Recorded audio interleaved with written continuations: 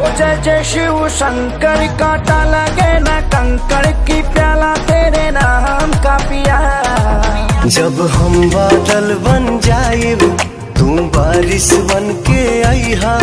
तो दोस्तों, खेसारी लाल यादव का जय जय शिव शंकर 1 घंटे में तकरीबन 5 लाख व्यूज़ कंप्लीट कर चुका था। जी हाँ दोस्तों, साथ ही बता दें कि उसने 76,000 यानी कि 76,000 लाइक्स भी कंप्लीट कर चुका था। वहीं बात करें पवन सिंह के बारिश बन जाना की, तो दोस्तों 1 घंटे में 4,50,000 व्यूज़ कंप्लीट कर लिए। जी हाँ दोस्तों, साथ ही में 85,000 लाइक्स भी मिल गए। हालांकि दोस्तों ये सारे व्यूज़ सिर्फ पब्लिक में दिख रहा है और ये फ्रीज हो जाता है। जी हाँ दोस्तों, अचानक में ज़्यादा व्यू मिलता है तो वो सिर्फ स्टूडियो में दिखता है, तो हो सकता है कि इससे कई ज़्यादा व्यूज़ हो दोनों गानों पर। तो दोस्तों आपको क्या लगता है, इस बार पवन सिंह फिर से पुदीना जैसा रिकॉर्ड बना पाएंगे या फिर खेसारी लाल यादव बाजी मार जाएंगे?